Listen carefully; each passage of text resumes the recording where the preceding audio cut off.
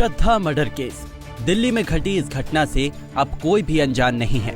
देश की आर्थिक राजधानी से शुरू हुई ये प्रेम कहानी फिलहाल देश की राजधानी में एक मर्डर मिस्ट्री बन गई है, जिस पर रोज रोज नए नए खुलासे हो रहे हैं। एक दरिंदे के कैसे अंजाम दिए गए इस घटना को लेकर सब जानने के लिए उत्सुक हैं कि क्या आरोपी आफ्ताब को कड़ी से कड़ी सजा मिल पाएगी, क्या उसे उस फांसी के फंदे पर लटकाया जाएगा, जिसको लेकर पुलिस पूरी कोशिश में लगी हुई है।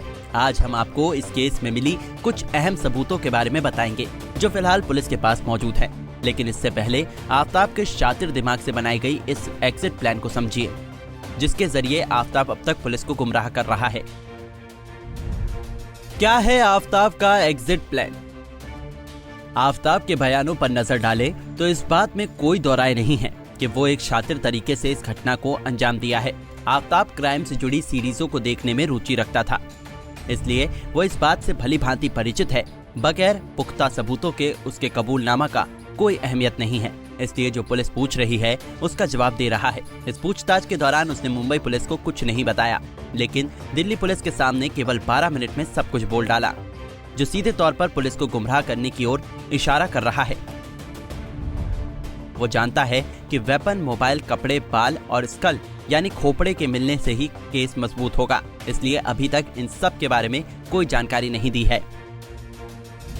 इसके अलावा आफ्ताब के द्वारा श्रद्धा के अकाउंट से किया गया ट्रांजैक्शन कहीं न कहीं इस बात की ओर इशारा कर रहे हैं ये सभी आफ्ताब का एग्जिट प्लान का हिस्सा भी हो सकता है, क्योंकि मई में हत्या के ठीक 3 महीने बाद श्रद्धा के सोशल मीडिया अकाउंट को बंद करना और फिर घर छोड़कर जाने का कारण बताना एक तरह से इस प्लान का हिस्सा लग रहा है, क्योंकि शायद आफ्ताब इस बात को जानता है 6 महीने बाद किसी भी बॉडी पार्ट को डीएनए मैच कराना आसान नहीं होता। इसके अलावा शायद उसे ये भी भनक थी कि पुलिस एक न एक दिन उसके पास जरूर पहुंचेगी, इसलिए वो 3 महीने बाद सोशल मीडिया पर संकेत दिया कि श्रद्धा घर छोड़कर जा चुकी है, क्योंकि अधिकतर सीसीटीवी की फुटेज 90 दिनों बाद ऑटोमेटिक डिलीट हो जाती है, जो किसी न किसी केस में एक सबूत होता है।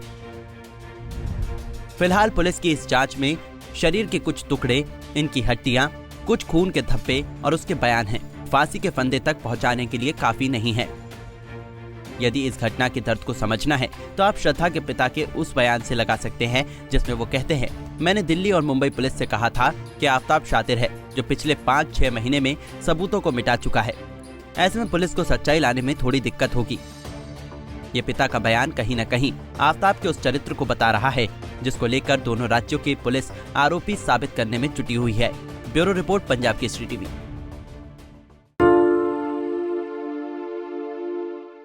हमसे जुड़े रहने के लिए हमारे YouTube चैनल को सब्सक्राइब करें और नई वीडियो की नोटिफिकेशन के लिए बेल आइकॉन को दबाएं।